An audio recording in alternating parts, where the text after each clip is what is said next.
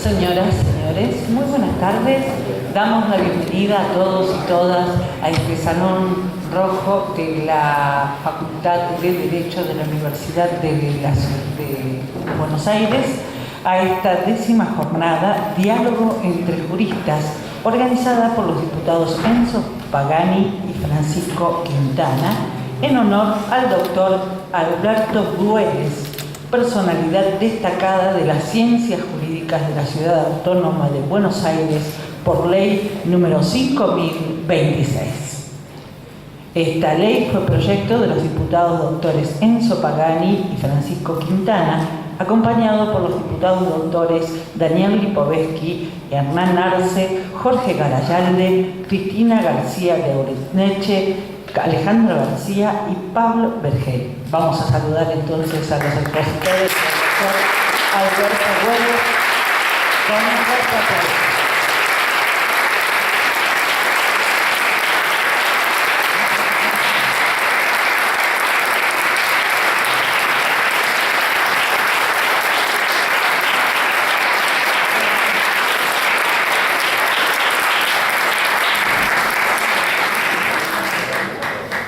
Pueden tomar asiento los expositores.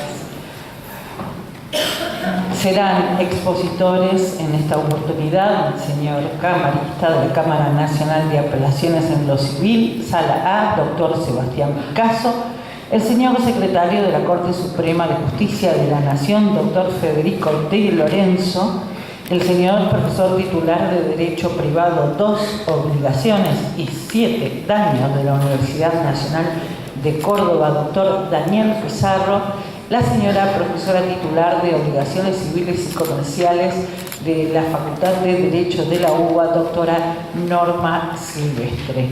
Los moderadores y la coordinación general están a cargo del señor director de la Diplomatura del Derecho Parlamentario y asesor parlamentario de la Universidad Abierta Interamericana, doctor Daniel Rodríguez Masdeu, y la señora directora ejecutiva de la Diplomatura en Derecho Parlamentario y asesora parlamentaria de la Universidad Abierta Interamericana, doctora María Gracia Nenzi.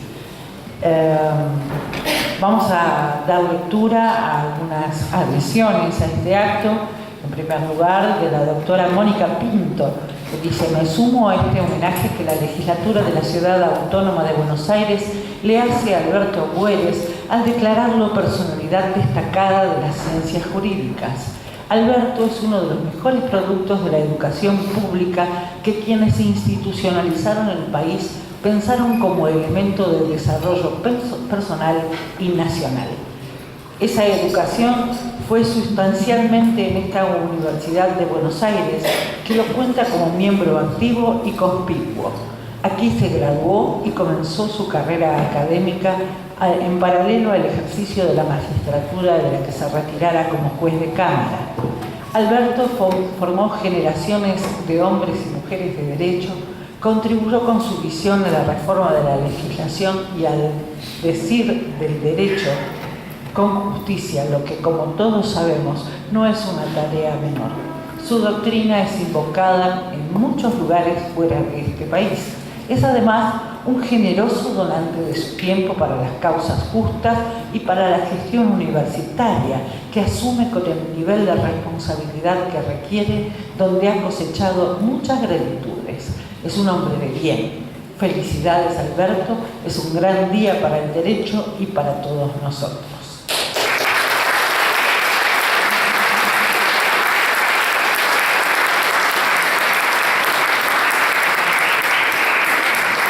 La Asociación de Abogados de Buenos Aires hace llegar su adhesión a la ceremonia que distingue al señor vicedecano de la Facultad de Derecho de la Universidad de Buenos Aires, doctor Alberto Güeres, como personalidad destacada de las ciencias jurídicas, otorgado por la legislatura de la Ciudad Autónoma de Buenos Aires, que tendrá lugar el día 28 de mayo en la sede de esa Casa de Altos Estudios. Firma esta adhesión la doctora María del Carmen Pesteiro, presidenta de la Asociación de Abogados de Buenos Aires.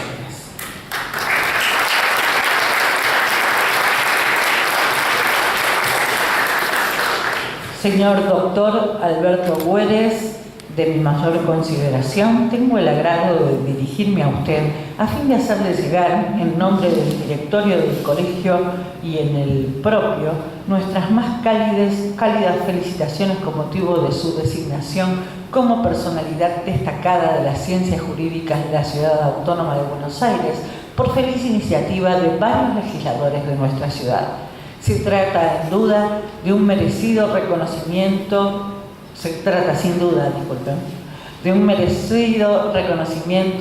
a su extensa y destacada trayectoria en servicio de la justicia y la enseñanza del derecho.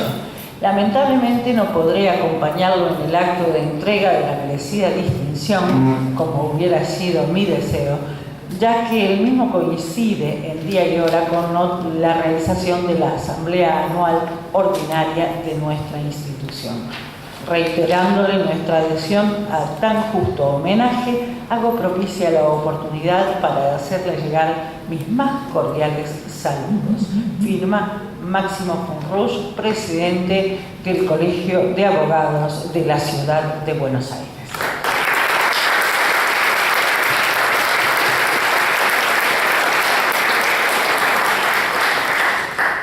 A continuación, el doctor Daniel Rodríguez Masdeu, en representación de los diputados doctores Enzo Pagani y Francisco Quintana, hace entrega del diploma correspondiente a la ley número 5027 que dispone: declárase personalidad destacada de las ciencias jurídicas al profesor y abogado, doctor en jurisprudencia, doctor Alberto Güeres.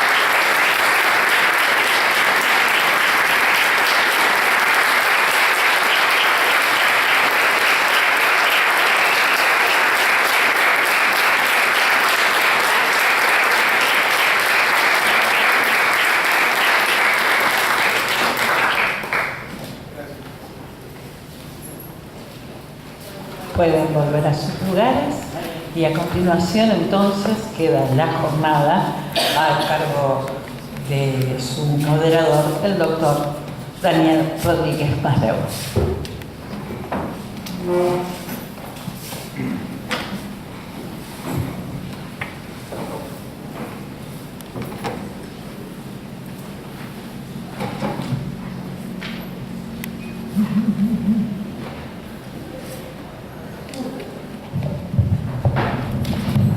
Buenas tardes.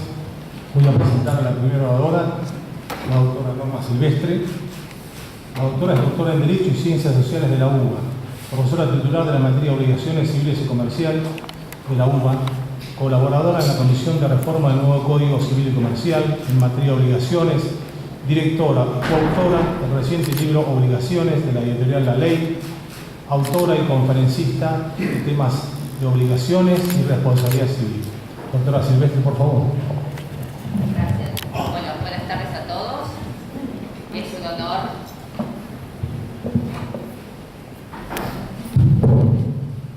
Hola, ¿se escucha bien ahí? Es un honor para mí hacer participar en este homenaje a mi querido profesor Alberto Güeres, cuya cátedra integré por más de 20 años, así que me siento muy distinguida realmente de poder hacerle un homenaje en este acto. El profesor Güeres, la obra realmente del profesor Güeres es enorme, la obra jurídica, y ha sentado jurisprudencia, mejor dicho doctrina, en muchísimos temas que ha tratado el nuevo Código Civil y Comercial. La idea entonces es, de todos los expositores nos hemos puesto de acuerdo para tratar temas que se ven reflejados, o nombrar algunos de los temas que se ven reflejados en la reforma. Me voy a referir al concepto de antijuridicidad, sostenido en muchos de los trabajos del doctor Bueres, y a la cuestión de si esta antijuricidad es un presupuesto independiente en la responsabilidad civil, además, es decir, independiente o separado del resto de los elementos de la responsabilidad civil. El profesor Bueres, en un trabajo que se llama Ilicitud y daño injusto, se plantea la cuestión de si en la responsabilidad hay un momento de antijuridicidad. Y este interrogante que se plantea es porque durante muchos años se confundió la antijuridicidad se confundió con la culpabilidad, es decir, no se separaron estos dos presupuestos de la responsabilidad civil.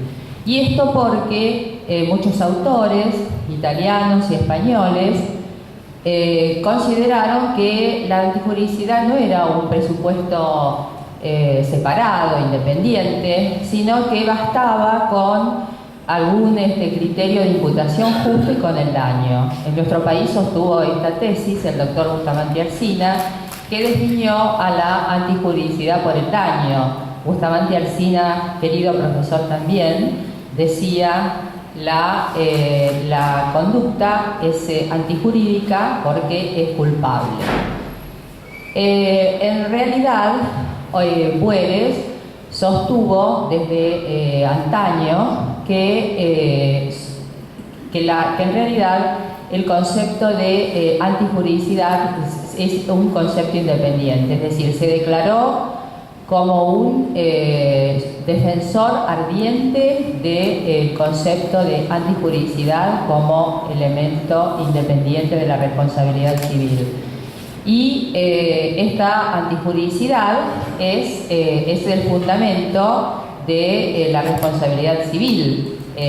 La antijuridicidad, en realidad, es la fundamentación.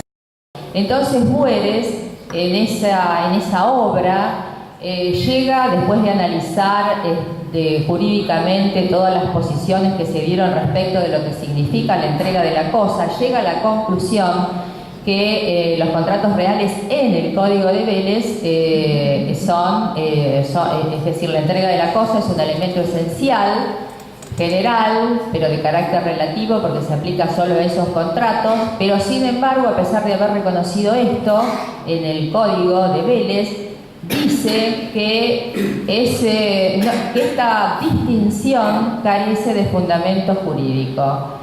Y propone que en una futura reforma legislativa se borre o se elimine esta distinción entre contratos consensuales y reales.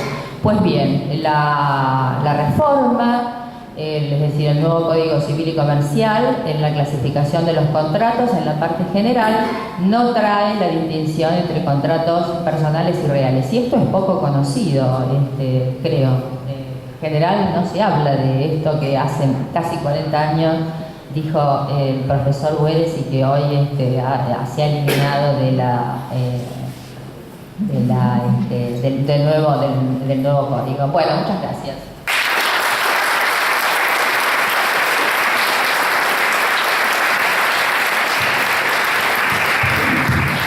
Gracias, doctora Silvestri.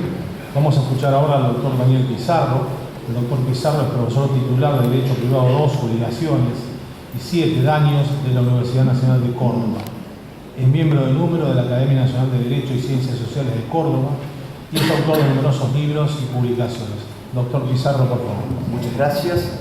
Queridos amigos, me siento muy feliz de poder participar de este merecidísimo homenaje a mi querido amigo Alberto Bueres. Realmente es difícil en 15 minutos poder decir algo. Hace unos minutos antes de entrar comentábamos los 4 expositores qué sentido le vamos a dar a esta exposición y era tratar de reflejar en pinceladas de qué manera el pensamiento de Alberto ha influido en el nuevo Código Civil. Pero viendo todo lo que Alberto ha hecho a lo largo de su vida, me parece que es una misión imposible. Creo que es más fácil decir en qué no ha influido Alberto del nuevo código antes de que lo ha hecho. Porque su sello está en muchísimas instituciones del nuevo cuerpo normativo. Por esa razón, tomándome la licencia que me da el ser el más viejo de los que estamos en esta mesa después de Alberto, yo quiero contarles un poco cómo lo conocí. Y después voy a hablar dos cositas de las obligaciones del medio de resultado. Porque va a ser una forma de valorar todavía más lo merecido que es este homenaje que se le tributa a Alberto Boeres, jurista, y a Alberto Boeres, persona. Con Alberto nos conocimos formalmente allá por el 77, me lo recordaba hace un rato, en unas jornadas nacionales de Derecho Civil en Santa Fe, pero yo empecé a tratarlo mucho más a fines de los 70, principios de los 80. Alberto ya era un jurista de nota, pese a que era muy jovencito, era adjunto de Bustamante Alsina, yo recién era auxiliar de segunda en Córdoba con Moisés Despanes, mi maestro. Moisés tenía muy buena relación con Alberto y particular predilección por él, lo consideraba desde aquellas épocas el futuro del derecho argentino. Moisés no es un hombre de elogios sencillos. Y en esas tantas visitas que Alberto hacía a Córdoba, invitado a cursos, seminarios, tuve oportunidad de conocerlo. Yo estaba haciendo mi tesis sobre riesgo, Alberto venía enfrascado en sus estudios sobre médicos, clínicas, y ya aparecían las obligaciones del medio de resultado dándole vuelta en la cabeza, todavía sin el perfil que luego le daría, dando, me parece yo, el sello definitivo a esta temática. De aquellos tiempos de bastante bohemia, yo tengo imágenes de Alberto, no solamente académicas, en cursos, dando charlas a estudiantes.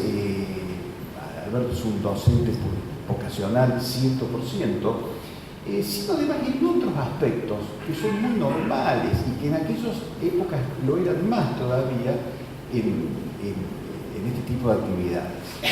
Me vienen pantallazos con Alberto yendo a ver recitales de rock y de folclore, de esas jeans, con algunos amigos queridos, muchos de los cuales ya no están. Tengo el recuerdo de algún taller de Belgrano, que no fue mal, perdimos ese día con Belgrano. El Mundial 86, ¿te acordás de la final? La vimos juntos por televisión. Después de la final que perdimos con Alemania, pensé, la próxima vez que Argentina llegue a una final, lo busco a Boeres y nos sentamos a ver si logramos que la cabra subsista. Y tengo el recuerdo de un tipo espléndido como lo fue toda su vida. Tengo el recuerdo de un hombre absolutamente agradecido a su maestro, a don Jorge Bustamante Alsina, al que tuve el privilegio de conocer, una figura encantadora. Tengo el recuerdo de Alberto Boeres, digno, decente, trabajador, que es lo que realmente vale en esta vida.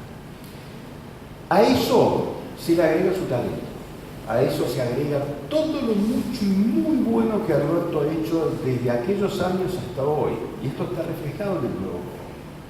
Norma tocaba algunos temas, Fede Barra de otros, Sebastián de otros, y me parece que esto es muy importante. ¿Por qué? Porque en los tiempos que corren, languidece la caridad académica.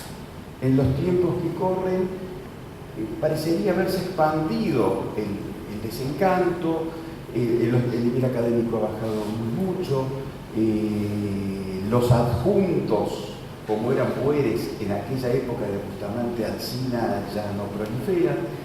Y a mí me parece que uno de los argumentos que se suelen utilizar equivocadamente en estos temas a la hora de justificar esto es las urgencias, los apuros, las necesidades económicas.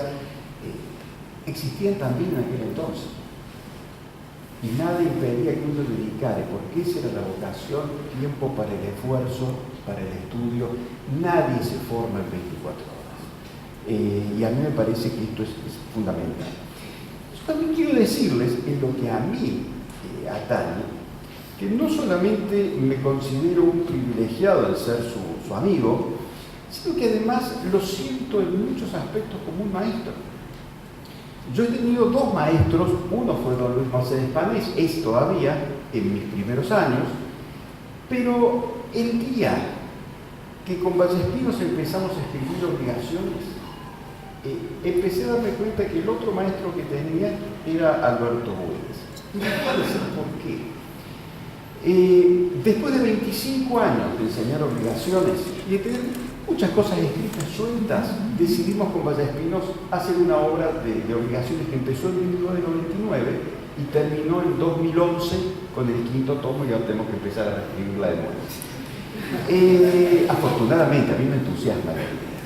El mayor problema que tiene quien quiere hacer una obra de obligaciones pasa por el comienzo, el método, el concepto de obligación, el concepto de objeto de la obligación, de cumplimiento y de incumplimiento. Esa es la llave central. El día que usted definió eso, la obra sale sola.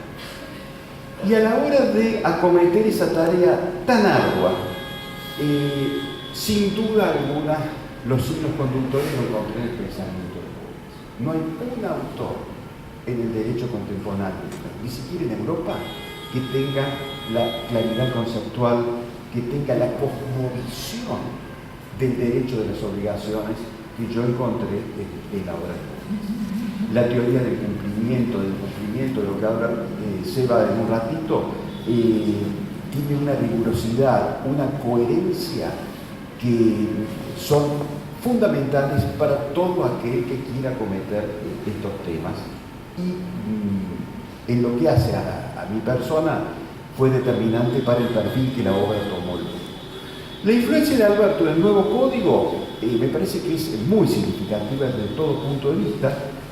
Yo iba a tomar un aspecto solamente, y lo voy a hacer, que es el de las obligaciones de medios y de resultado, una categoría que nació de una forma en que Alberto le dio un perfil totalmente distinto. Es más, creo que su concepción de obligaciones de medios y de resultado ya poco tiene que ver con los orígenes de la figura. Ha conservado el nombre, me parece, más por apego a la tradición o para buscar las raíces de esta moderna construcción que él ha gestado, pero es algo distinto. Aquella vieja clasificación de Democ, que algunos la remontan inclusive a autores alemanes 30 o 40 años anteriores a Democ,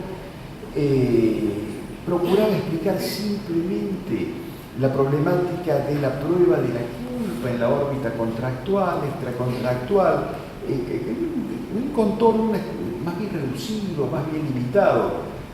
Buedes, partiendo de allí, la ha hecho evolucionar, a punto que creo yo la terminó transformando en algo totalmente distinto, en donde la idea de obligación de medios y de resultado aparece casi como la llave para deslindar la órbita de la responsabilidad contractual o obligacional subjetiva y objetiva, a través de dos grandes tipologías que pueden admitir, sin perder el carácter binario de la clasificación, pequeños matices y variantes, pero que sin duda alguna llevan a una conclusión que a mí me parece irrefutable y que ya Alberto, en aquellos años que lo conocí, la tenía en la cabeza y lo hablamos muchas veces del tema.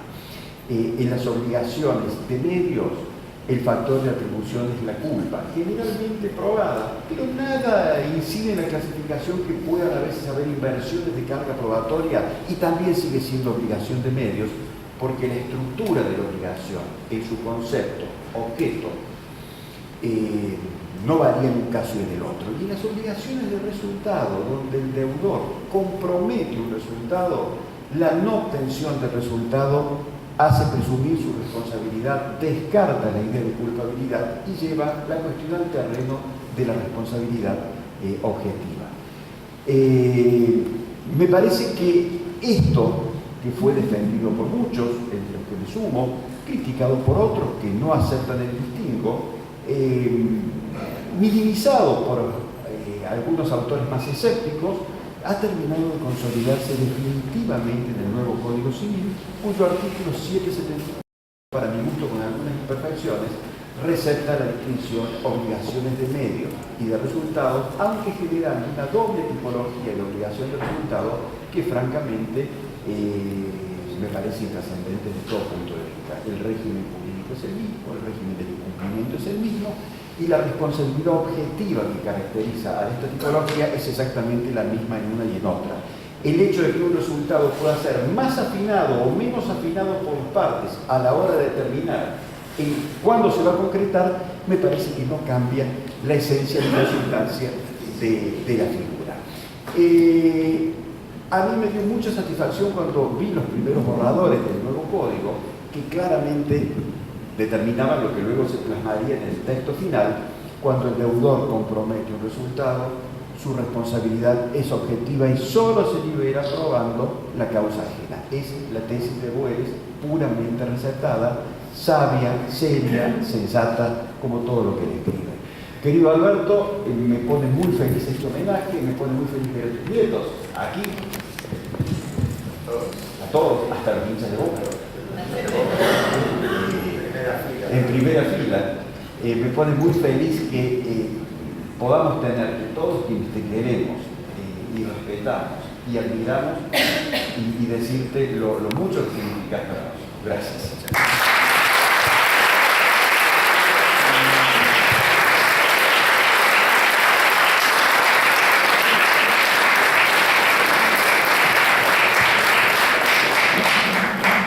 Gracias, doctor Pizarro.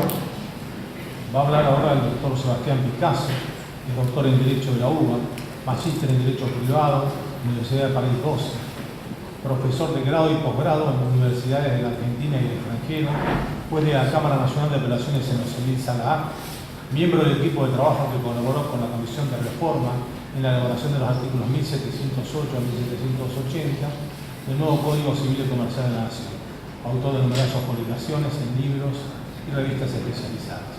Doctor Picasso, por favor. Bueno, buenas noches. Es realmente muy grato para mí y un honor estar aquí en esta mesa de amigos, festejando este merecido homenaje que se hace a Alberto Boeres. Hace poco tiempo tuve también la oportunidad de estar aquí cuando a Alberto lo nombraron profesor emérito de esta casa.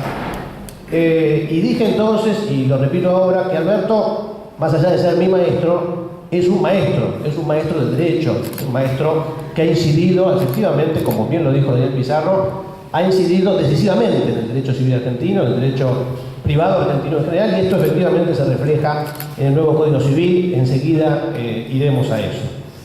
Quiero también resaltar, lo hizo Daniel y lo comparto plenamente, que Alberto es un gran exponente de algo que lamentablemente hoy en día está en crisis, por lo menos en nuestro país, que es la doctrina.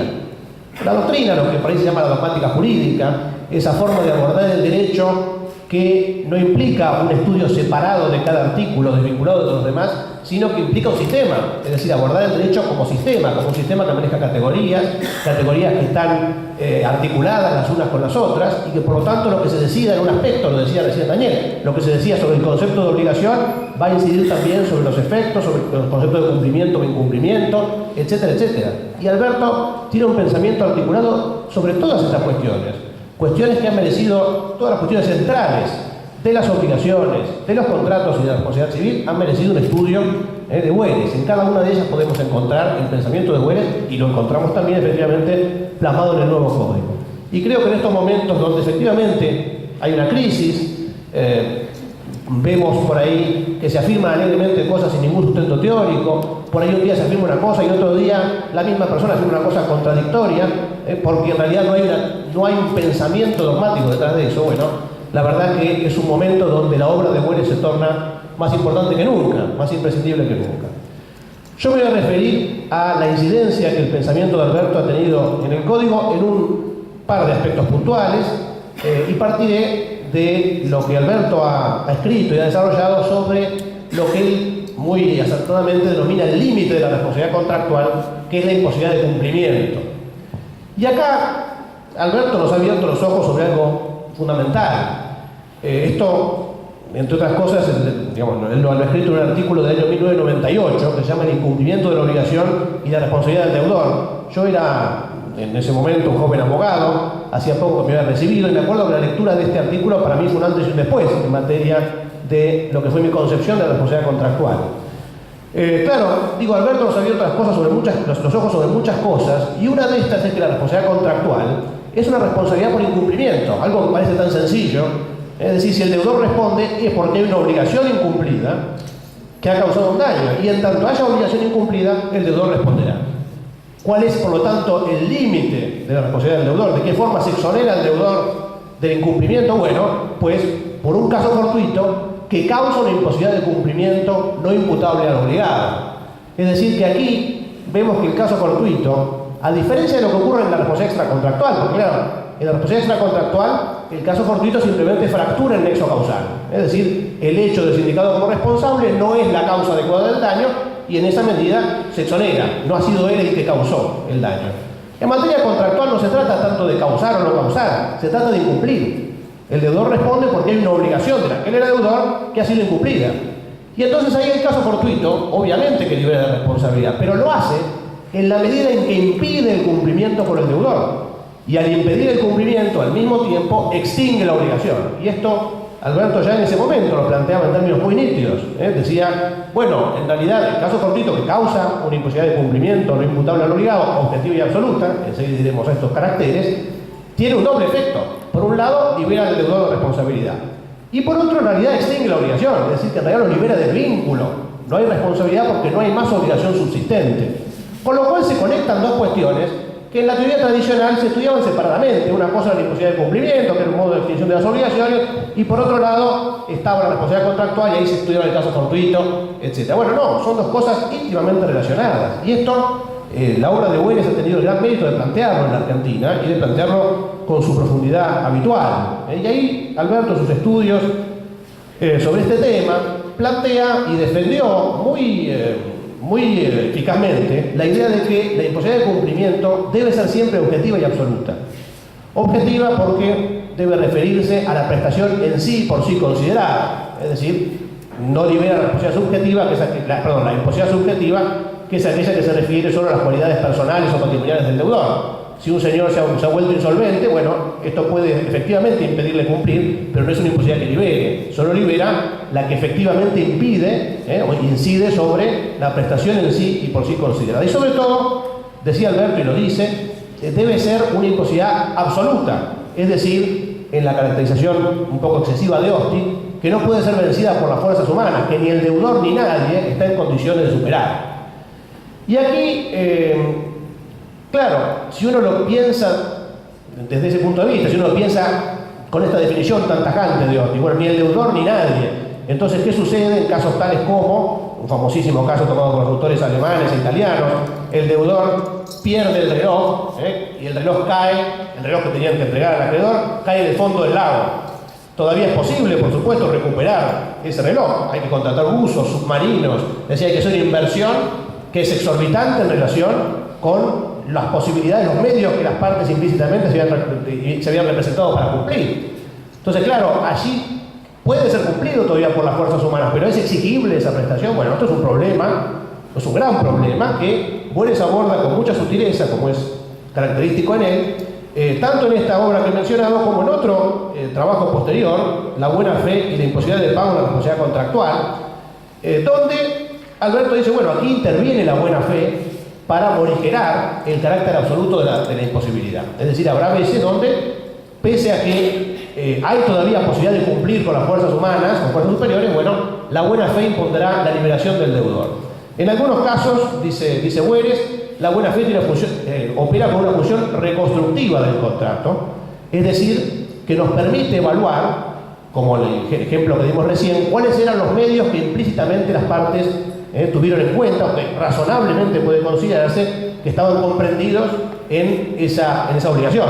Efectivamente, a nadie se le ocurre en su sano juicio que el deudor que debía entregar el reloj deba costear el submarino para ir a buscar el reloj. Entonces, bueno, allí ya hay una situación donde se plantea un medio irrazonable y entonces se morigera el carácter absoluto de la imposibilidad. En otros casos, también, dice Boeres, la buena fe cumple una tarea de integración. Dice textualmente, puesto que constituye un criterio de reciprocidad entre el acreedor y el deudor imbuido de la realidad social. Es decir, allí el juez, analizando todas las circunstancias de esa relación entre deudor y acreedor, podrá, por aplicación de la teoría del abuso del derecho, considerar que en algún supuesto particular la exigencia al deudor del cumplimiento a rajatabla, con la idea de que la imposibilidad no es absoluta porque aún es posible cumplir por las fuerzas humanas, puede constituir un abuso del derecho y puede ser descartada. Y son los casos también lamentados por la doctrina italiana o alemana de la llamada imposibilidad moral, por ejemplo, es decir, un famosísimo ejemplo de la cantante que debe cantar una noche en el teatro y justo muere su hijo. Claro, materialmente esa señora puede ir a cantar, pero por supuesto sería un abuso del derecho exigirle que de todos modos se presente y cante. Hay una imposibilidad llamada moral en esos casos. O otras situaciones donde en realidad el cumplimiento exigiría o atentaría contra derechos fundamentales del deudor, tales como su vida, su integridad física, etc. Entonces, bueno, allí también hay una morigeración de la imposibilidad del cumplimiento. Todos estos desarrollos de Alberto Boeres se ven plenamente plasmados en el nuevo Código Civil y Comercial de la Nación, donde los artículos 955, 956 y 1732 estructuran la imposibilidad de cumplimiento precisamente con las características que Boeres mencionaba y con las limitaciones que en la obra del propio Boeres aparecen para esta figura. Fíjense, le leo el artículo 1732, emplazado en la parte de responsabilidad. Dice: el deudor de una obligación queda eximido del cumplimiento y no es responsable. Allí están los dos efectos de la imposibilidad.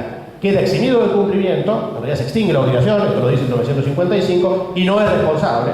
Si la obligación se ha extinguido por imposibilidad de cumplimiento objetiva y absoluta, no imputable al obligado. La existencia de esta imposibilidad debe apreciarse teniendo en cuenta las exigencias de la buena fe y la prohibición del ejercicio abusivo de los derechos. Está textualmente allí resumido el pensamiento de Boeres y los fundamentos que Alberto ha desarrollado sobre esta institución, que tiene una importancia capital en la responsabilidad contractual, que recién aparece ahora, me parece rescatada, en base a los estudios de Boeres, en el nuevo código, que luego de tratar el caso fortuito, trata de la incidencia que este caso fortuito, que es un mismo hecho en realidad con la imposibilidad, un mismo sustrato, digamos, opera en materia contractual. Hay otro punto del pensamiento de Boeres que muy brevemente quiero reseñar, que también tiene una importancia fundamental en el nuevo código, y es la distinción entre el valor de la prestación y los daños y perjuicios contractualmente dichos. Este tema Boeres lo ha tratado ya desde hace mucho, en un leído y celebrado voto de Alberto en un plenario de la Cámara Nacional de Apelaciones en lo Civil, siendo él juez de la Sala D de esa Cámara, Civil con Progres, un plenario del año 1990. Boeres trata este tema, entre muchos otros, porque allí había una cuestión muy compleja que se planteaba al conocimiento del tribunal, que tenía que ver con si, en caso de resolución contractual por incumplimiento, era resarcible el lucro cesante durante el tiempo que duró la mora del contratante incumplidor. Y esto dispara un montón de interrogantes, y uno llega hasta el voto de Boeres y dice, bueno, más o menos se han entendido los 2 o 3 interrogantes que estaban en juego, y Alberto de repente muestra que no había 3 o 4, que había 10 interrogantes en juego, que todos eran muy relevantes para resolver la cuestión, y que no se trataba solo de interés negativo o positivo, sino también de qué es el daño moratorio, qué es el daño compensatorio, hasta dónde llega el daño y hasta dónde llega el cumplimiento forzado, si el lucro cesante es una consecuencia inmediata o mediata, bueno, una serie de cuestiones. Una de esas cuestiones que Alberto aborda es esta. Dice, bueno, cuando ya no se obtiene el cumplimiento específico, ya no puedo obtener la prestación en natura, sino que pido el equivalente dinerario de la prestación. Este equivalente dinerario, el artículo 505, inciso 3 del Código Civil de Vélez, ¿es en realidad un daño resarcible o es la propia prestación, que es el propio objeto de la obligación original, que en realidad se traslada al patrimonio, a una suma dineraria que entra en sustitución de la prestación original? Y Alberto responde afirmativamente, dice, en realidad no se trata de un supuesto de responsabilidad civil, se trata de un supuesto de cumplimiento forzado, nada más que en vez de obtener la prestación, obtengo el equivalente dinerario.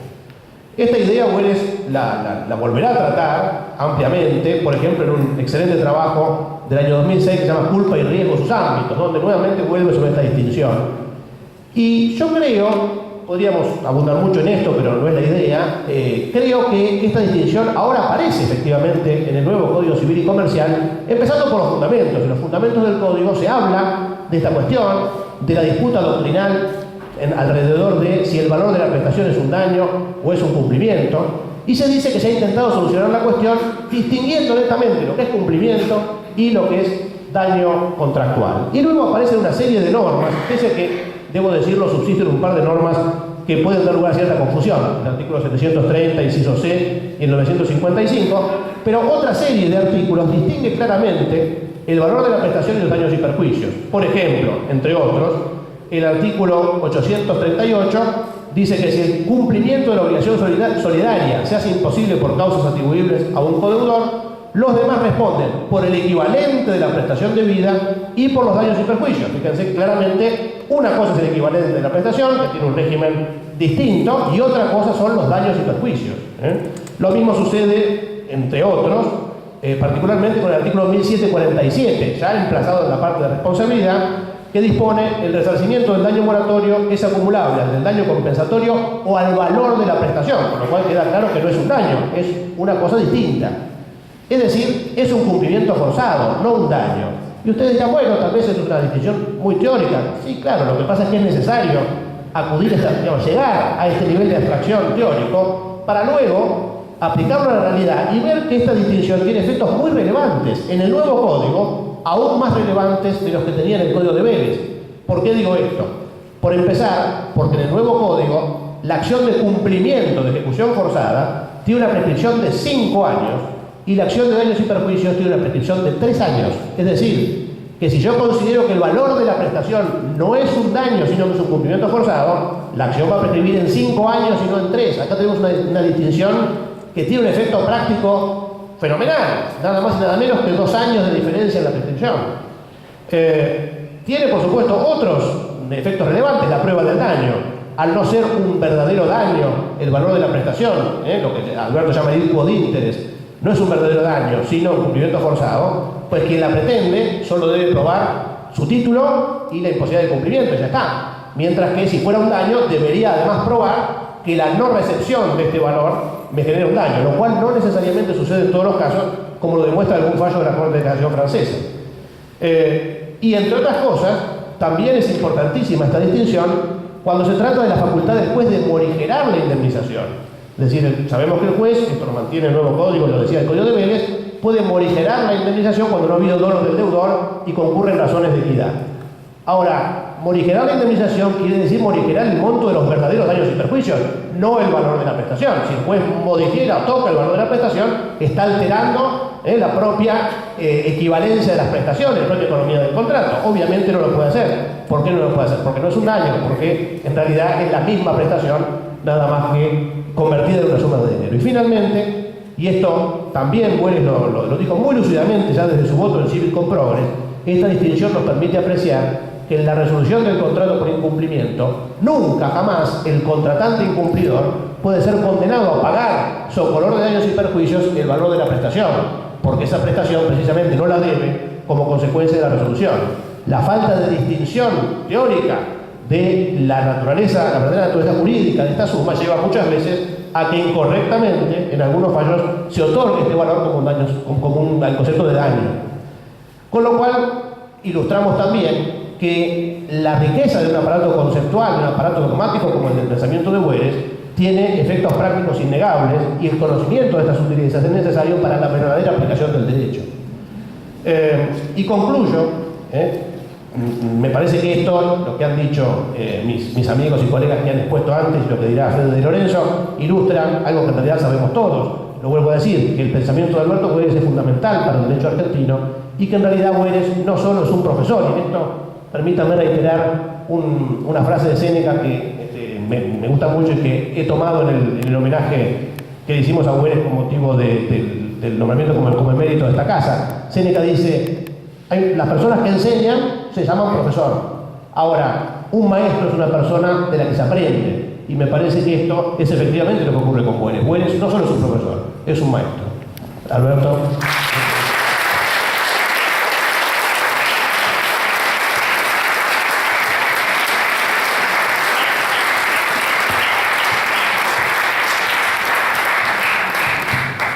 Gracias, doctor Picasso. Me toca ahora presentar al doctor Federico Lorenzo. Federico es secretario de la Corte Suprema de Justicia de la Nación, coordinador general de la comisión que elaboró el anteproyecto del nuevo Código Civil y Comercial de la Nación, profesor adjunto ordinario de Derecho Civil 1 y 3 de la Facultad de Derecho de la UBA, y además ha sido mi profesor de contratos. Ustedes dirán cuál es el mérito del doctor De Lorenzo de haber sido profesor de contratos, de Rodríguez Masdeu, que durante todo un año a las 7 de la mañana yo estaba lúcido. El doctor De Lorenzo. Gracias, Daniel.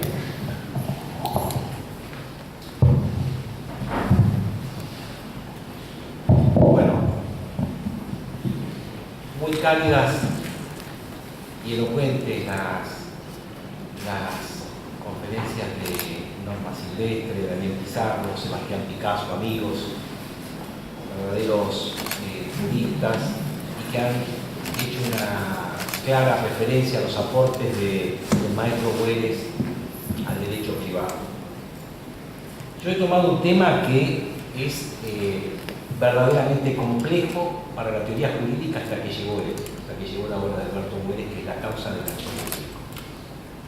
Tema complejo, tema cargado de política y de ideología, y que quizás lo comencé a entender, quizás creo que Sebastián dijo, hay un antes y un después cuando leyó la obra, y a mí me pasó lo mismo. Yo hasta ese entonces, confieso que enseñaba el acto jurídico acá en la Facultad de Derecho con la obra de Emilio Betti. Leía la obra de Emilio Betti y fascinado por ese gran jurista, creo que Juan Carlos Palmero ha tenido el orgullo de vivir en la casa de Emilio Betti, pero me he encontrado con que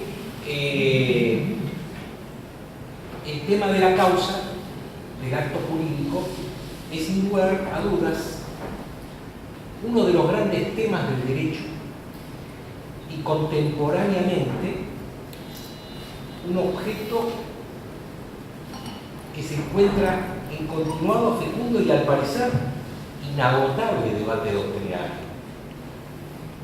Es evidente que las dificultades que se presentan en torno al problema de la causa en gran parte se derivan del enfrentamiento de importantes corrientes y doctrinas ideológicas. Cuando yo tenía 19 años y estudiaba acá en la Facultad de Derecho Civil 1, no llegaba a entender por qué Yandias insistía tanto en el anticausalismo y por qué Borda tanto en el causalismo. No había llegado a entenderlo. A lo que debe sumarse a este problema ideológico que subyace al tema de la causa, y que creo que el derecho privado argentino, y me atrevería a decir después de haber leído muchísimas obras de derecho comparado sobre la causa, le debe a Alberto Güeres, es que además no hay homogeneidad en las diversas concepciones científicas o en los diversos puntos de vista, lo que hace parecer, como decía bien Picasso, como si la idea de causa se estuviera aplicando a realidades diversas y como si se predicara por ello conceptos diversos de causa. Ha sido, y lo anticipo al público que viene a este homenaje merecido al maestro Alberto Güeres, un valioso logro de Alberto Güeres el haber puesto de manifiesto que la causa, más allá de los tecnicismos con los que se rodea en la definición de este elemento del acto jurídico, es el alambique mediante el cual se enlazan los fines y los valores del ordenamiento jurídico, o para decirlo con Schelling, que sobre esto hacía también termo en su obra los fines del derecho, con la teoría del negocio jurídico. Por lo que, siendo este la expresión más genuina de la autonomía privada, fácil es deducir que la causa constituye, por así decirlo, el punto de contacto entre la persona, los valores, sus preferencias, que se expresan a través del acto de autonomía y el ordenamiento jurídico. Para decirlo de otro modo, si la causa es la razón de ser jurídica del negocio jurídico, y esta es la razón de ser jurídica de la autonomía privada, no podemos menos que concluir que la causa es, en definitiva, la razón jurídica de la propia autonomía de la voluntad. Esto explica, más allá de los argumentos supuestamente neutros o técnicos empleados por los juristas, el verdadero trasfondo ideológico en el sempiterno enfrentamiento entre causalistas y anticausalistas. En el fondo, es un debate sobre la posición del individuo frente al ordenamiento jurídico, porque en el fondo la causa es el elemento que puede servir de control al ordenamiento jurídico sobre los actos de autonomía privada. Ha sido Welles quien, precisamente, con lucidez y rigor, puso de manifiesto, a propósito de este tema, que el jurista habla de causa mirando al negocio jurídico, pero con la mente puesta en una determinada concepción antropológica del derecho y de la justicia. Un buen libro sobre la causa, como el de Alberto, no puede mirar el problema del negocio jurídico, que es microscópico. Mira lo macro, que es qué posición tiene que ocupar el individuo, la autonomía de la voluntad frente al ordenamiento. Y esa es una cuestión de la antropología jurídica. Por eso la causa no tiene paz, ni, para ser sinceros, tampoco hay mucho acuerdo con el derecho comparado. En el common law, la causa es mal denominada por los traductores consideration, que realmente lo que es la consideration para los juristas del common law sería lo que es la causa de las obligaciones aquí en el civil law. Y los proyectos de unificación, lamentablemente, por cuestiones políticas y de poder hacer un estatuto común a los países europeos, muchos de ellos han privado a esos ordenamientos de integrar la causa como requisito o elemento del contrato. Como quiera que sea, los aportes de Welles al tema de la causa, a mi modo de ver, han sido definitivos. Más aún, muchos de ellos, por no decir todos, Alberto, están receptados o fueron receptados por el legislador en la reforma del Código Civil y Comercial, de lo que doy fe por haber participado en los debates que se produjeron en torno a tan delicado tema. Si la causa del acto jurídico, el emplazamiento de los contratos, evitar aquello que decía Atilio, lo reconocía, el tartamudeo de la causa en el Código del 98, en el proyecto del 98, que venía en el acto, después en el contrato, a veces se encontraba en el testamento. Había una repetición y había que hacer esfuerzos para lograr la simplificación y la unificación de la causa dentro de ese proyecto. ¿Qué méritos encuentro yo de la causa de Alberto Welles que han sido trasladados al Código Civil? Primero, los enumero por el poco tiempo que tengo en la exposición. Welles ha sido defensor a ultranza del sincretismo causal. La denominación, usaré un neologismo de mi abuela, es asustante, pero no debería serlo. En realidad, Welles es partidario de la concepción igualista de la causa. Y acá viene el primer disenso con Emilio Belli.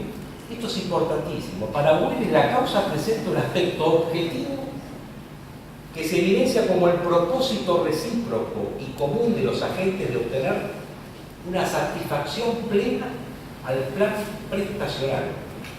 En este aspecto, Welles identifica que todo contrato, todo acto jurídico en general, necesariamente tiene una causa fin objetiva. Esta causa fin es la finalidad objetiva, uniforme, repetida en cada categoría, son palabras de él, y es por lo tanto categorial y cumple un rol tipificador o de calificación negocial. Y por supuesto, desde esta perspectiva, la causa cumple, por así decirlo, una función directa y estrechamente vinculada a la justicia contractual, al por qué estoy yo obligado, además de haber aceptado estar obligado. Además, esta causa fin objetiva, que es una de las dos que Alberto identifica en el sincretismo dual, no se agota en lo genético como lo veían los juristas clásicos sobre la materia, sino que tiene un valor funcional, como seguidamente veremos. Fíjense que este aspecto de la teoría de Alberto Welles está recogida en el artículo 1013 del Código Civil y Comercial. Dice el Código, y es muy importante que lo diga el Código, porque pasamos de un código que los juristas no se pusieron de acuerdo sobre si la causa era la fuente o la final, pasamos a un artículo 1013 que dice: la causa debe existir en la formación del contrato y durante su celebración, y subsistir durante su ejecución. Esta es la funcionalidad de la causa que había pregonado ya en su obra El objeto del acto jurídico Alberto Güeres.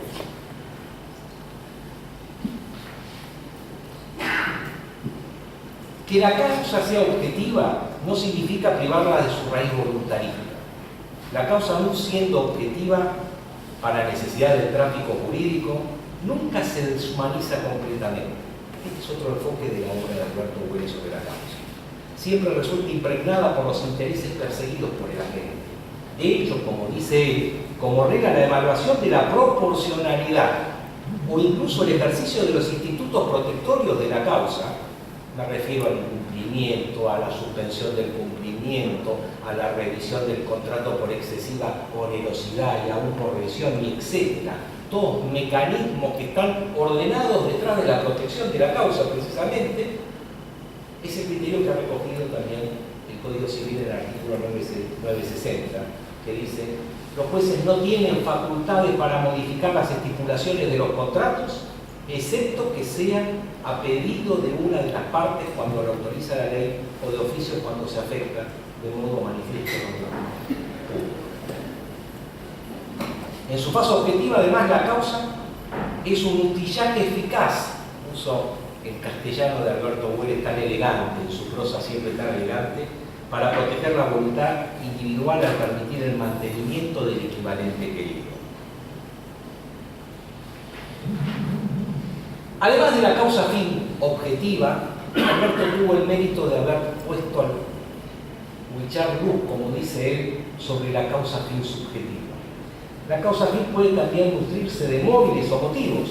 Como sabemos, el ordenamiento jurídico es por lo general refractario a otorgarle, por regla, una dimensión jurídica a los motivos. La seguridad jurídica es renuente a entreverse con cuestiones episódicas, psicológicas y cambiantes, salvo, claro está, que la gente lo incorpore al acto mediante una condición. Pero la condición es costosa porque es claudicante, depende del azar, vuelve al negocio jurídico en efecto claudicante y no es muy común que se use en el tráfico comercial moderno. Pero fuera de la condición, entonces, los móviles solo adquieren relevancia cuando son ilícitos o cuando se causalizan en el negocio jurídico. Este fue otro gran aporte de Alberto Güeres, que ahora está recogido en el artículo 281 del Código Civil y Comercial, que dice: también integran la causa los motivos exteriorizados cuando sean lícitos y hayan sido incorporados al acto en forma expresa o tácitamente si son esenciales para ambas partes.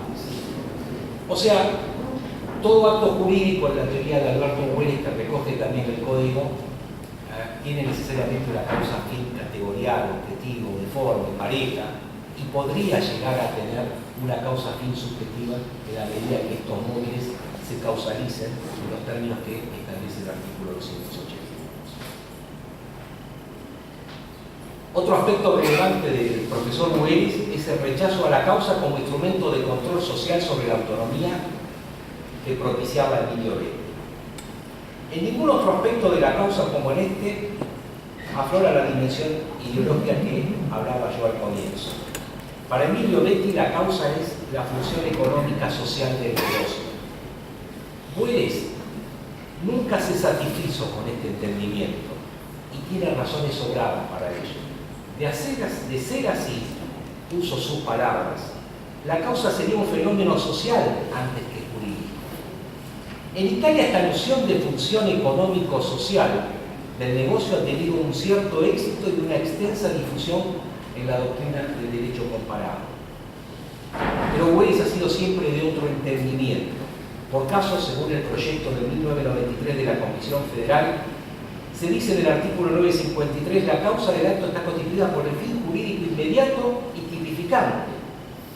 Y el Código Civil y Comercial, nuevo, dice que la causa es el fin inmediato autorizado por el ordenamiento jurídico. Atención. Entre fin y función no son términos subrogables. Entre la función del contrato de la que hablaba Emilio Betti y el fin inmediato del que habla Alberto Boeres, para mí hay una distancia sideral. En efecto, concebir la causa como fin o como función no significa solamente emplear una diversa terminología para acceder a la noción, sino que, en rigor, implican dos maneras antagónicas de concebir el rol de la causa en la teoría del negocio jurídico. En ese sentido, si se entiende la causa como fin, esta solo tiene un límite garantístico en el respeto de las normas imperativas, el orden público o las buenas costumbres. Su licitud y aprobación debería ser juzgada exclusivamente de conformidad a ese límite sin exigirle otros recados. La función prioritaria e inmediata del negocio desde esta óptica es realizar intereses privados y solo de una manera inmediata contribuir a la realización de intereses generales.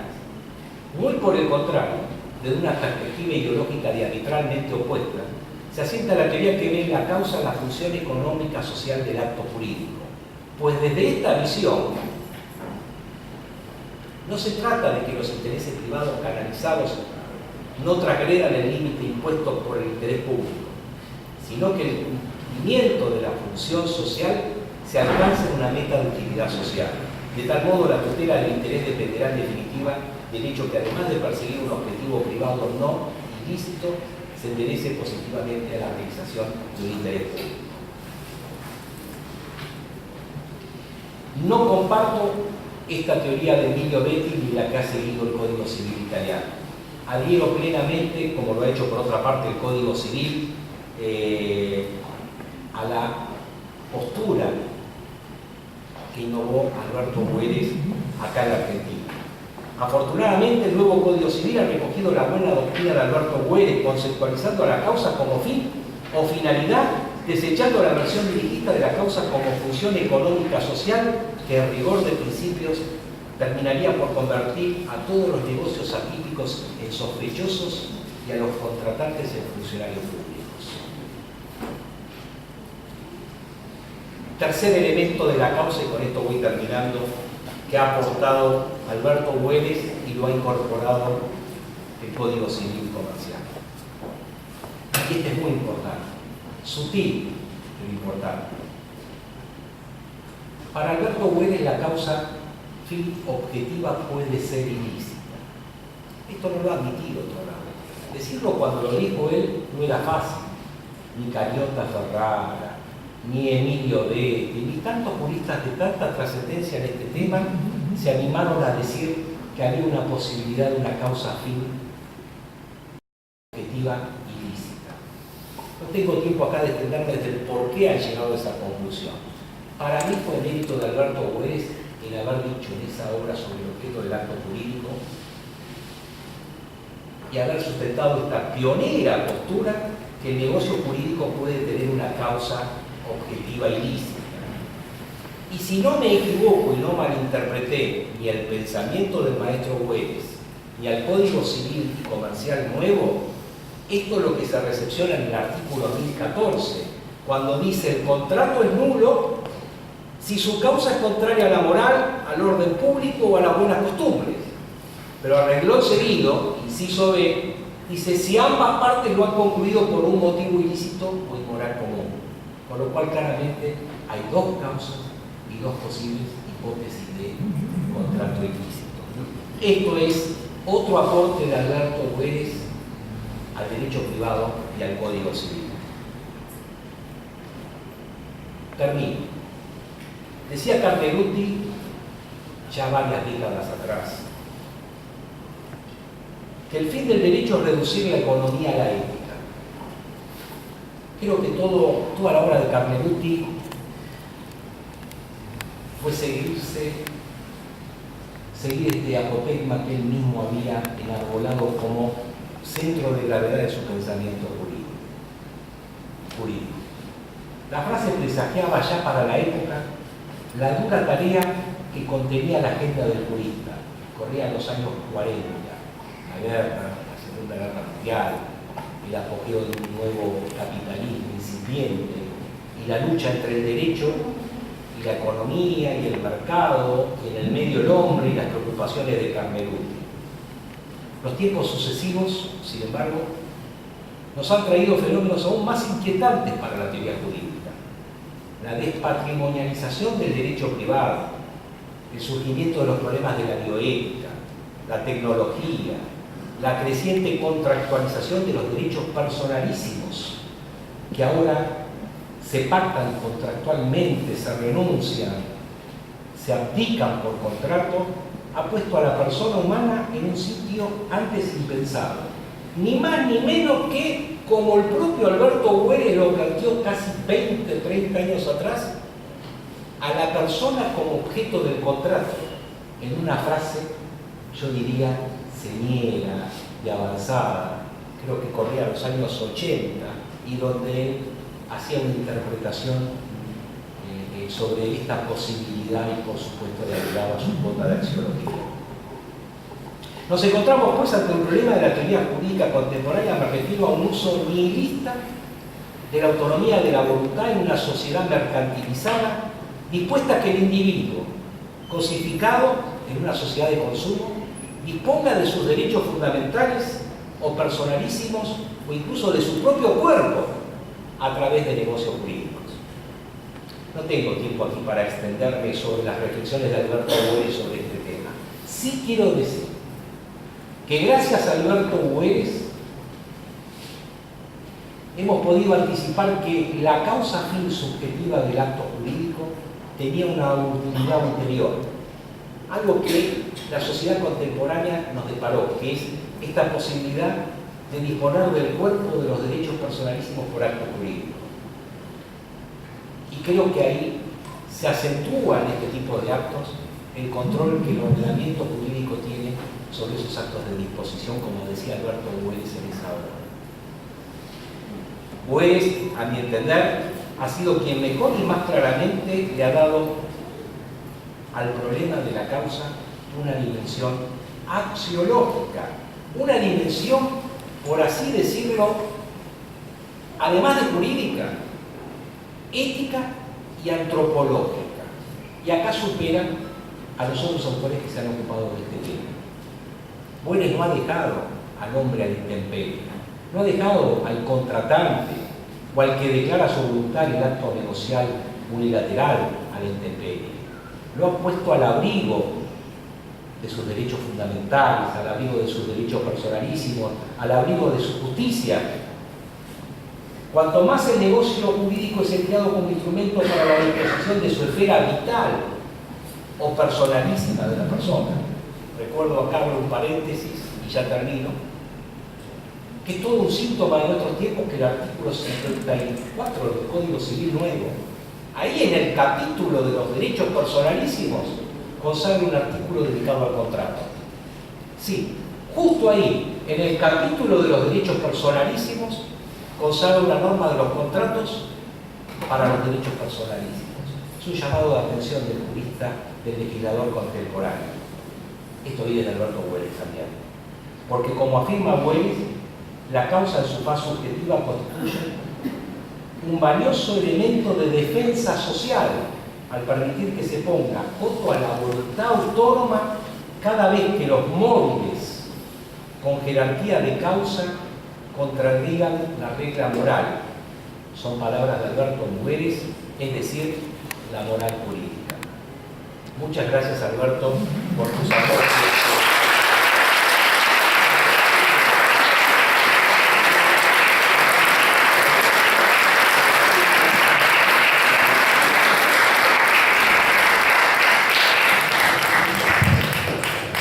Gracias, doctor de Lorenzo. Hace escasos 4 años, con la doctora María de Senenzi, en la legislatura, en una sesión, veíamos el plan de labor y se votaban varias leyes, la mayoría de ellas personalidad destacada, el deporte, el ámbito de la cultura. Y para nosotros que somos abogados, nos parecía algo trascendente que existiera dentro de la ley 578 un resquicio que encontramos y de alguna forma inventamos con la diputada Marta Varela la autora de ese primer proyecto que le llevamos para su tratamiento, las personalidades destacadas de las ciencias jurídicas. Hoy tenemos la suerte de que la primera personalidad destacada de la ciencia jurídica está aquí sentada, que es la doctora Cecilia Grossman. Después hubo otros proyectos que llevamos a los diputados Pagani, al diputado Lipovetsky, al diputado Francisco Quintana actualmente. Personalidades destacadas de las ciencias jurídicas han sido, a raíz de esos proyectos, el doctor Antonio Martino, Carlos Gersi, Daniel Sapsa, Marcos Córdoba, Néstor Solari, Osvaldo Mafía, Hortensia Gutiérrez Pose, Graciela Medina, Andrés Gil Domínguez, José Tobías, todos profesores de esta casa. Creo que es nuestro mejor homenaje a quienes nos han nutrido de esta experiencia, de esta maravilla de ser abogados y hijos de esta casa. Doctor en jurisprudencia, actual vicedecano de la Facultad de Derecho de la UBA, director y miembro de la Comisión de Doctorado de la Facultad de Derecho de la Universidad de Buenos Aires, director del Instituto de Derecho de Daños del Colegio Público de Abogados de la Capital Federal, ha escrito numerosas obras, centenares de artículos y ha dictado más de 500 conferencias en ámbitos nacionales e internacionales. Profesor invitado, visitante honorario en más de 20 universidades de Europa y América, y personalidad destacada de la ciencia jurídica de la Ciudad Autónoma de Buenos Aires por Ley 5027. Doctor Welles.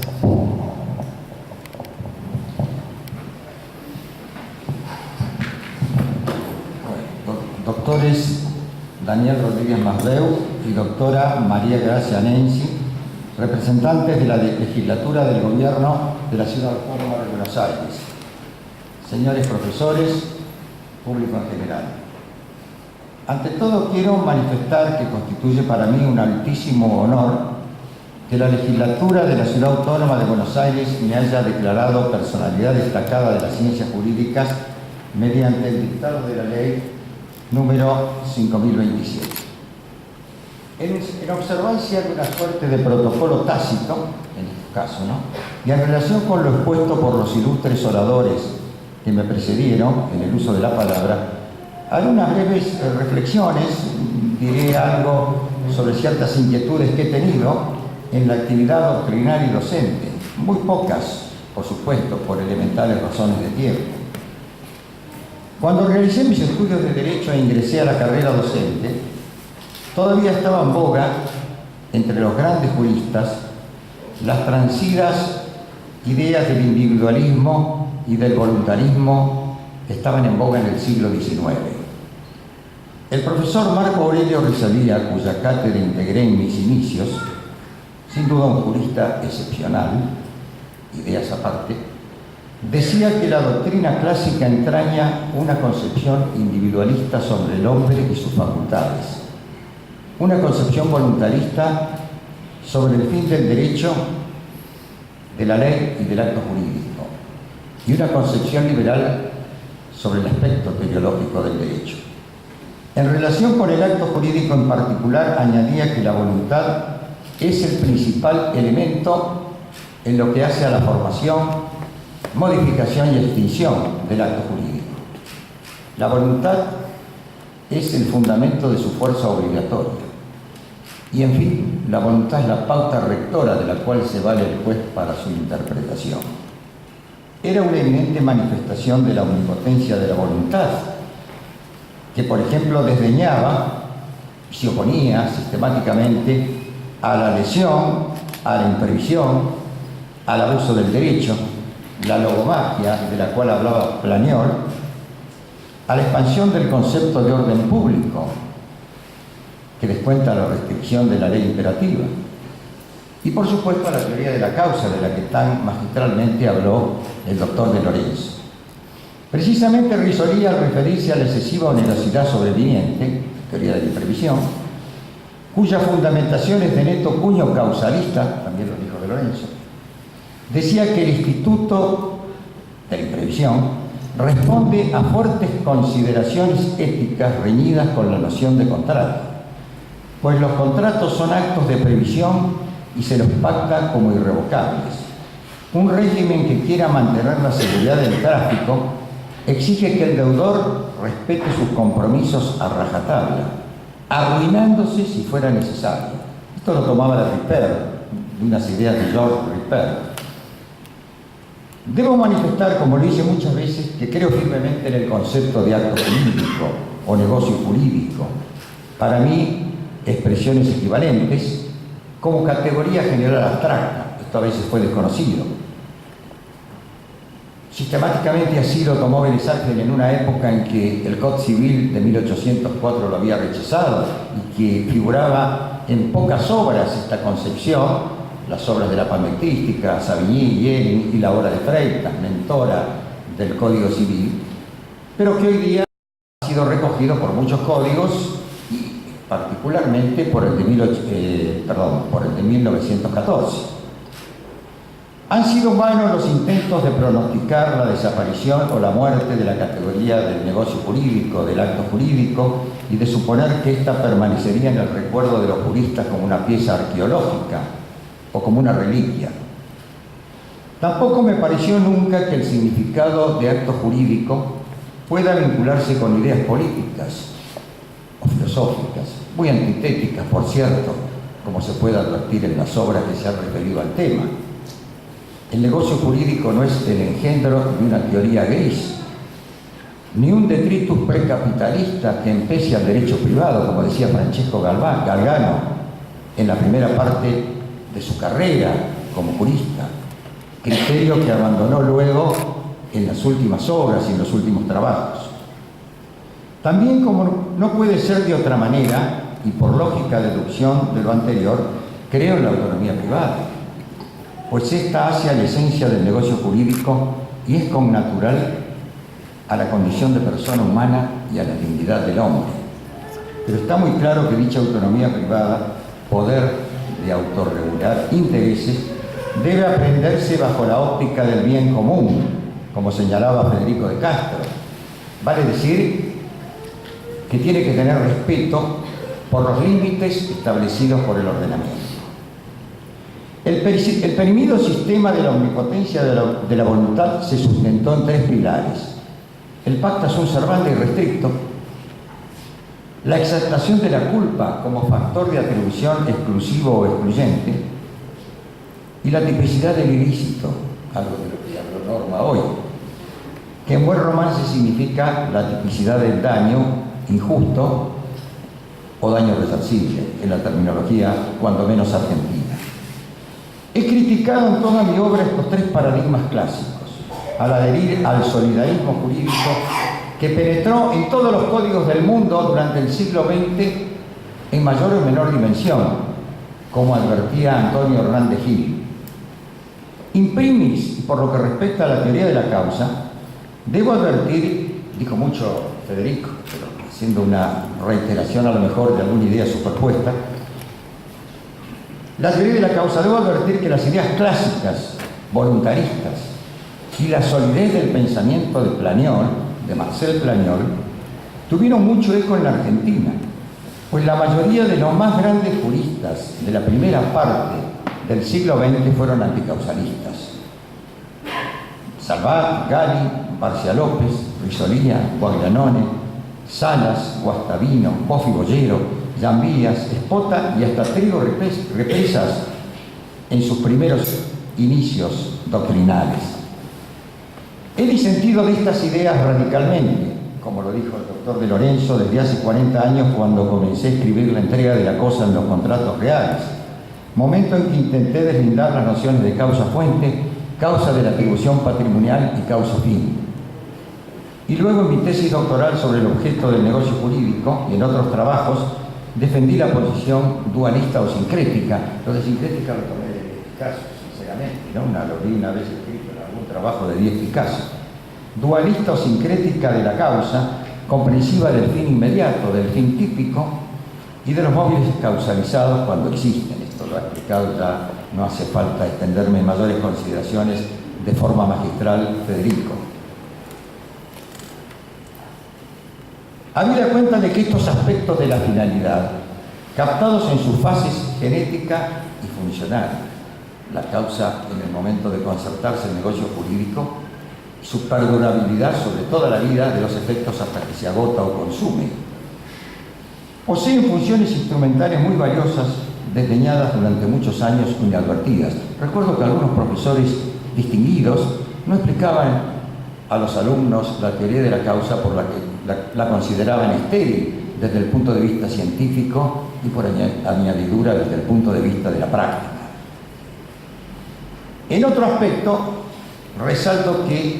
respecto de la culpa, resalto que los juristas bizantinos, los de la época de Justiniano, influidos por los padres de la Iglesia y por la filosofía greco-helenista, sostuvieron que la culpa era el único factor de atribución de responsabilidad, exclusivo y excluyente. Bajo esta óptica moralizadora, la culpa sirvió de fundamento durante muchos siglos, durante toda la época del derecho común, del ius común, del siglo XI en adelante, inclusive durante la época de repercusión del Código francés y de sus comentaristas, sirvió, decía, de fundamento a la responsabilidad castigo y hasta pecado, por fortuna superada en las últimas décadas del siglo pasado por una responsabilidad justicia. Fuera de ello, he pensado que la culpa no es la regla general en materia de responsabilidad, ni tampoco, más allá de lo discutible que pueda ser esta última afirmación, como lo hablábamos antes de ingresar acá a este recinto, ni tampoco es la norma de clausura o la norma de cierre del sistema. El riesgo no entró por la ventana, como se dijo al comentarse la reforma de 1968. Vale decir que no es de excepción. El riesgo tiene carácter expansivo, como lo ha demostrado la doctrina y jurisprudencia en numerosas ocasiones. Y puede aplicarse, como dijera el doctor Pizarro, por analogía o por interpretación extensiva. Esto lo dice el informe de la comisión que redactó el Código Civil y Comercial de 2014. De ahí que todos los factores de atribución, riesgo, culpa, etcétera, cualitativamente están en un mismo plano de jerarquías, aunque cuantitativamente la responsabilidad objetiva hoy ocupe un sector más vasto que el que corresponde a la responsabilidad subjetiva. Y esto también lo dice el proyecto y agrega que por eso menciona en un artículo que sería la norma fundamental, como lo era el 1109, el 2043 del Código Italiano, el 1067 nuestro, que todavía era más completo, se haya redactado en el Código 2014, al igual que sucedía en el proyecto de la Cámara de Diputados del 93, una norma en que figuran los factores objetivos de atribución y la culpa, vale decir, el factor subjetivo, conjuntamente para poner el daño a la gente. Bien, también desde 1981 aproximadamente, como dijo Daniel, sostuve que en las obligaciones de resultado la responsabilidad es objetiva. La doctrina clásica decía que en estos casos la culpa se presumía, pero que no se podía probar la falta de culpa. Una culpa irrefragable, inexcusable, invencible.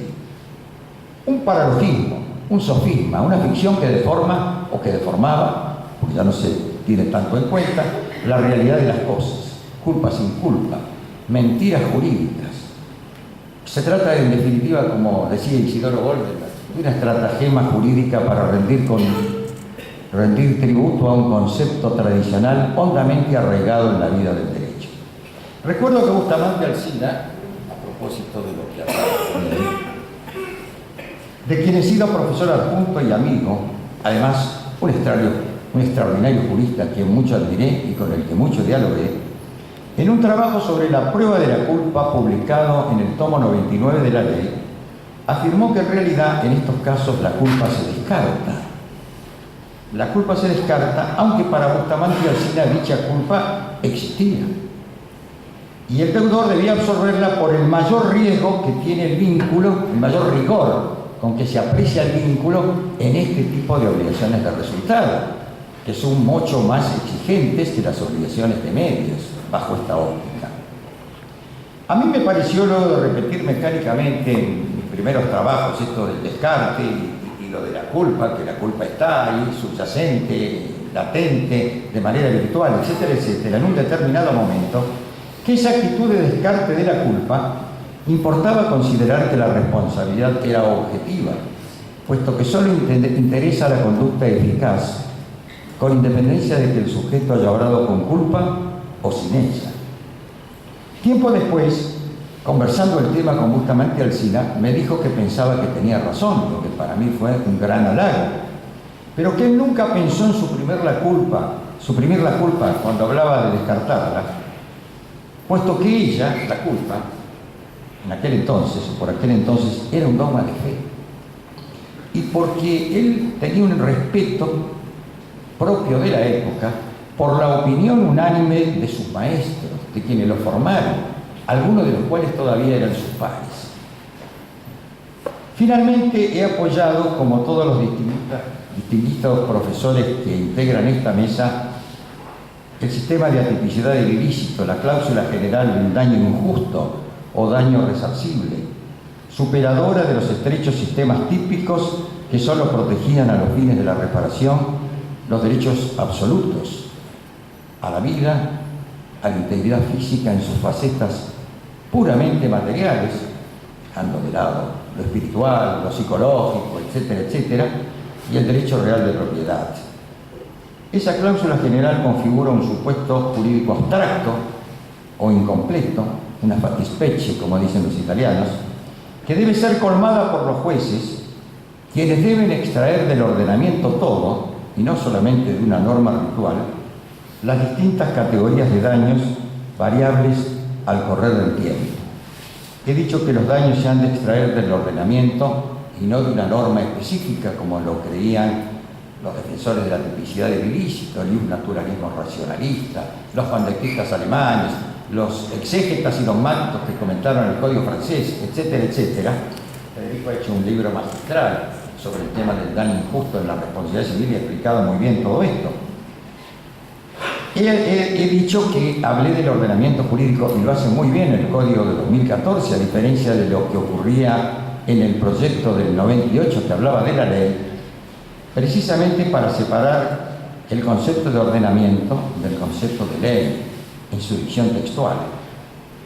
Vale decir que han de considerarse, a los efectos de la interpretación y para extraer estos daños, las leyes atendiendo a sus fines inmanentes, los que acompañan a la ley durante todo el tiempo de su vigencia, ¿no? El fenómeno de inacabamiento de la ley, como se dijo.